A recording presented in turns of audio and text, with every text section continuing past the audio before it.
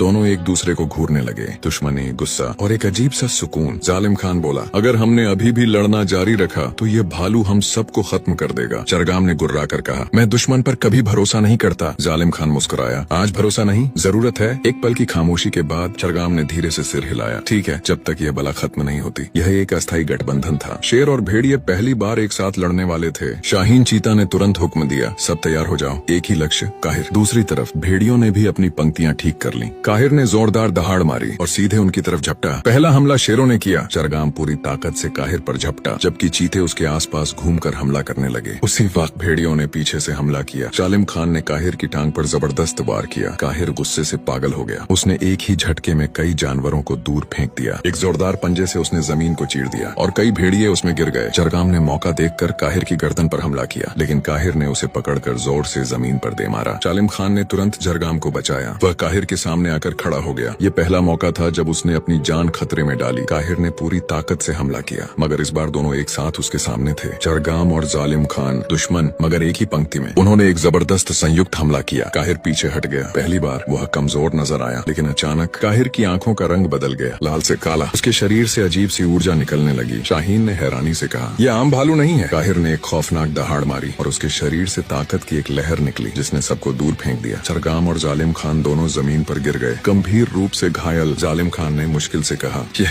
हमारी सोच से भी ज्यादा खतरनाक है। चरगाम ने दांत भींचकर कहा, हम अभी हारे नहीं। उसी पल जंगल के आसमान में बादल गरजने लगे और दूर कहीं से एक रहस्यमयी आवाज गूंजी, काहिर को सिर्फ ताकत से नहीं, राज से हराया जा सकता है। सब हैरान रह गए। ये आवाज किसकी थी? काहिर का असली राज क्या है? और क्या यह गठबंधन कायम रहेगा या फिर धोखा होगा?